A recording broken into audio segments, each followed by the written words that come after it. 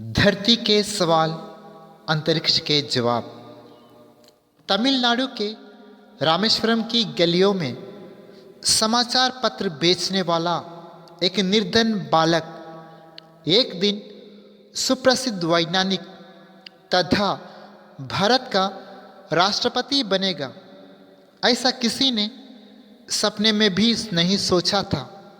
किंतु उस गरीब बालक ने अपनी प्रतिभा, परिश्रम और लगन से यह सिद्ध कर दिखाया कि मनुष्य के लिए विश्व में कुछ भी असंभव नहीं है। मन में अगर चाह हो तो उसे राह अपने आप मिल जाती है। जी हाँ, यह बालक कोई और नहीं बल्कि हमारे पूर्व राष्ट्रपति और मिसाइल मैन के नाम से प्रसिद्ध भारत रत्न अबुल फकीर जैनुलाब्दीन अब्दुल कलाम है। राष्ट्रपति कार्यकाल के दौरान कुछ बालकों ने उनका साक्षात्कार लिया था। प्रस्तुत है उसी की कुछ झलकियाँ। बालक बढ़ती जनसंख्या और अन्य कई प्रकार की सामाजिक समस्याएं हैं जो हमारे देश में किसी महामारी की तरह फैली हुई हैं। उनके बारे में जागरूकता लाने के लिए हम छात्र क्या कर सकते हैं? अब्दुल कलाम। इसमें दो राय नहीं कि हमारे देश के सामने बढ़ती जनसंख्या और अन्य कई सामाजिक समस्याएं हैं, पर साथ ही हमें यह भी नहीं भूलना चाहिए कि पूरे विश्व में भारत ही एकमात्र ऐसा देश है जहां 50% से भी अधिक युवा शक्ति हैं जो देश के आर्थिक विकास में प्रमुख योगदान दे रही हैं। यहाँ भी देखने में आया है कि जहाँ कहीं भी महिला साक्षरता दर अधिक है, वहाँ यह साक्षरता दर बढ़ती जनसंख्या को नियंत्रित करने में कारगर साबित हुई है। एक छात्र होने के नाते आप सब कम से कम 5 महिलाओं को शिक्षित करें जो पढ़ना लिखना नहीं जानती। साथ ही आप उन्हें समाज की उन प्रमुख समस्याओं के बारे में भी बताएं जिनसे आजकल की महिलाओं को संकट का सामना करना पड़ रहा है। बालक भारत के राष्ट्रपति के रूप में आप बाल मजदूरी की समस्या को समाप्त करने के लिए क्या सुझाव देना चाहेंगे? अब्दुल कलाम। कानूनन बाल मजदूरी करवाना एक अपराध है। इस दशक के अंत तक हमें इसे जड़ से समाप्त करने का प्रयास करना चाहिए। भारतीय संसद ने भी संविधान संशोधन अधिनियम 2002 के माध्यम से 6 से 14 वर्ष के बच्चों के लिए शिक्षा पाने के अधिकार को मौलिक अधिकार के रूप में घोषित कर दिया गया है। यहाँ बहुत ज़रूरी है कि बच्चे अभिभावकों को नशाखोरी से मुक्ति दिलाने के लिए मुहिम चलाए और प्रौढ़ शिक्षा के माध्यम से उन्हें शिक्षित करने की व्यवस्था भी करें। ऐसी समस्या से 3 अलग अलग उपायों से निपटा जा सकता है। बच्चा स्वयं अपनी पढ़ाई जारी रखने में रुचि दिखाए, माता पिता को शिक्षित करके और बच्चों से काम लेने वाले मालिकों में आत्मनियंत्रण की प्रवृत्ति का विकास करके, ताकि वे उन बच्चों को अपने बच्चे जैसा ही समझे। वर्तमान में भ्रष्टाचार सार्वजनिक जीवन में लगभग सभी स्तरों पर व्याप्त है। छात्र समुदाय सन 2020 तक भारत को भ्रष्टाचार से मुक्त कराने के लिए क्या क्या कर सकता है? अब्दुल कलाम। सार्वजनिक जीवन में भ्रष्टाचार उन्मूलन के लिए व्यापक आंदोलन की आवश्यकता है। यह आंदोलन अपने घर और विद्यालय से ही आरंभ करना होगा। भ्रष्टाचार उन्मूलन में मेरी दृष्टि में केवल 3 ही तरह के लोग सहायक सिद्ध हो सकते हैं। वे हैं माता, पिता और प्राथमिक विद्यालय के शिक्षक। यदि ये तीनों बच्चों को ईमानदारी और सच्चाई का पाठ पढ़ाते हैं तो इसके बाद जीवन में शायद ही कोई उनको हिला पाएगा। अतः हर घर में इस तरह के आंदोलन की आवश्यकता है, सार्वजनिक जीवन में भ्रष्टाचार को मिटा सके। आप सब यहाँ संकल्प ले कि आप सदैव ईमानदार एवं भ्रष्टाचार मुक्त जीवन का निर्वाह करेंगे और दूसरों के लिए आदर्शवान बने रहेंगे। बालक: बड़े हमेशा बच्चों को कुछ न कुछ उपदेश देते रहते हैं। कुछ लोग कहते हैं कि अनुशासित रहना चाहिए, कुछ लोग कहते हैं खूब पढ़ाई करनी चाहिए, तो कुछ लोग कहते हैं कि ईमानदार बनना चाहिए, कड़ी मेहनत करनी चाहिए आदि।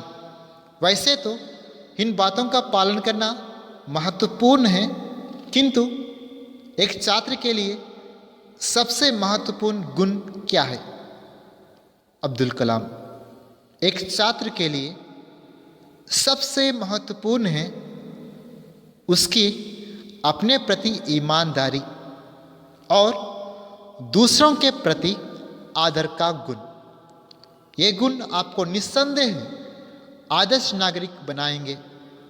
छात्र: एक अंतिम प्रश्न। एक छात्र के रूप में मैं विकसित भारत के आपके स्वप्न को साकार करने की दिशा में क्या कर सकता हूँ? अब्दुल कलाम: एक छात्र होने के नाते आप जिस कक्षा में भी पढ़ते हो उसमें आगे बढ़ने के लिए खूब परिश्रम करें। अपने जीवन में पहले एक लक्ष्य बनाएं, फिर उससे प्राप्त करने के लिए आवश्यक ज्ञान और अनुभव प्राप्त करें। बाधाओं से लड़ते हुए उन पर विजय प्राप्त करें। निरंतर प्रयत्नशील रहते हुए सबसे बढ़िया काम करने की ओर बढ़ते रहे। साथ ही नैतिक मूल्यों को भी ग्रहण करें। छात्रों को हमेशा परिश्रमी बनने का प्रयास करना चाहिए।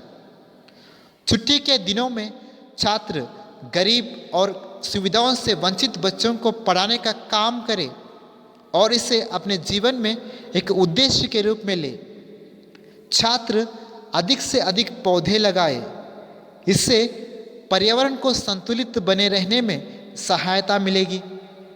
हमारे ये कार्य न केवल हमको बल्कि हमारे राष्ट्र को भी विकास और समृद्धि के पथ पर ले जाएंगे। बड़ी मुश्किल से मुझे टेसी थॉमस का साक्षात्कार करने का मौका मिला था। मैं सुबह सुबह ही हैदराबाद के डिफेंस क्वार्टर्स में स्थित उनके घर पहुंच गई। घर में देखा तो पुरस्कारों और सम्मानों का भंडार पड़ा था, किंतु इसमें भी विशेष था हाथी वाला स्मारक, जो उन्हें उनके इंजीनियरिंग की पढ़ाई के समय कॉलेज की ओर से दिया गया था। उनकी शिक्षा दीक्षा केरल स्थित अलप्पुझा में हुई। यहीं पर उनका जन्म हुआ था। रक्षा अनुसंधान और विज्ञान को पुरुषों का क्षेत्र माना जाता था, मगर टेसी जी ने अपने मेहनत, लगन और दृढ़ निश्चय से इस क्षेत्र में मेहनत की। निरंतर श्रम से टेसी जी रक्षा अनुसंधान और विकास संगठन DRDO के अग्नि 5 कार्यक्रम की निदेशक बनी। उन्होंने देश के किसी मिसाइल प्रोजेक्ट की पहली महिला प्रमुख बनने का गौरव प्राप्त किया।